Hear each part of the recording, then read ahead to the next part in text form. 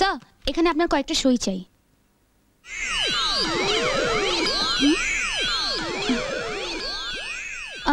একটা কথা বলবো স্যার? বলো। কিছু মনে করবেন না তো? না না।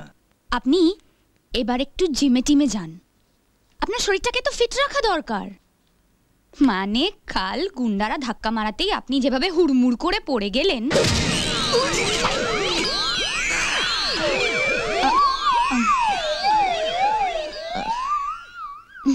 না মানে আসলে আমি বলছিলাম কি, আপনি তো একা ঘোরাঘুরি করেন, আর এইসব ধরনের ঝামেলা তো যখন তখন হতে পারে। জানি জানি, তা এখন আর কি করতে জিমে যাব? এখন তো শরীরটা ভাঙার সময়, গড়ার সময় থরি। যখন গড়ার সময় ছিল তখনই তো টাকা রোজগারেই সময় চলে গেল। কি যে বলেন স্যার, শাহরুখ খান, আমির খান এরা তো সব আপনারই বয়সী, অথচ জানেন এই বয়সেও তারা ওয়ার্কআউট করে, ব্যায়াম করে 6 প্যাক অ্যাবস বানিয়েছে। ইয়া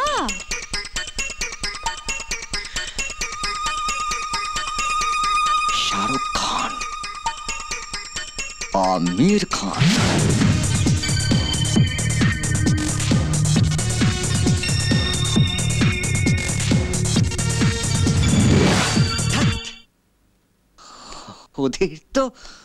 ওদের তো শরীর দেখিয়ে টাকা রোজগার করতে হয়।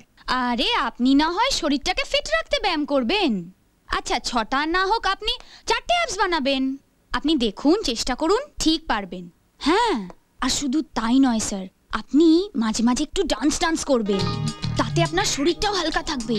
তখন দেখবেন মারামারির সময় একেবারে সাটাসাট মুভমেন্ট করতে পারছেন।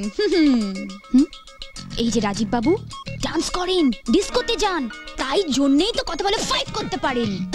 ও সরি, ফটাফট পা ছড়েন, সারাত করে ঘুরে যান। না কিন্তু তুমি কি করে জানলে যে রাজীব ডান্স করে, ডিস্কোতে যায়?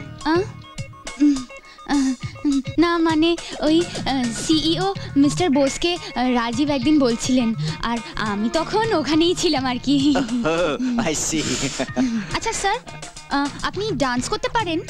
না না না না মিলি, আমি না কখনো ওই ডান্স শেখার সময় পাইনি। ও তুমি নিশ্চয়ই খুব ভালো ডান্স করো।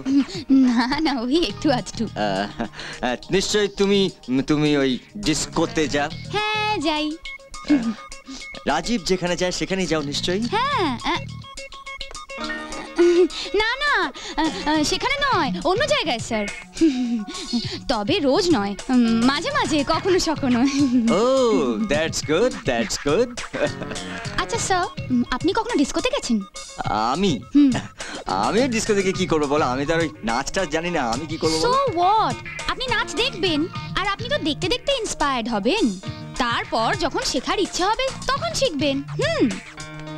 চলুন স্যার, আজ আপনি আমার সঙ্গে ডিস্কোতে চলুন, মজা হবে।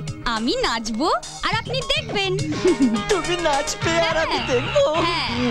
ঠিক আছে, তুমি যখন এত করে বলছো তখন নিউ এক্সপেরিয়েন্সের জন্য আমি যাব তোমার সঙ্গে, যাব।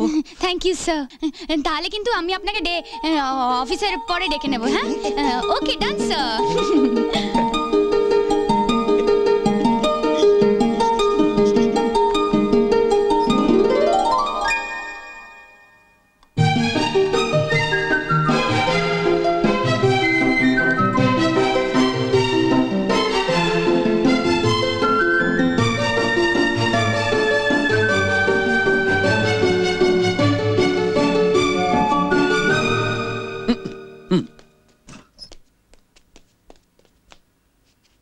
তুমি এতক্ষণ কি দেখছিলে?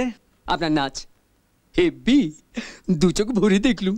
না, তুমি এতক্ষণ ধরে কিচ্ছু দেখোনি।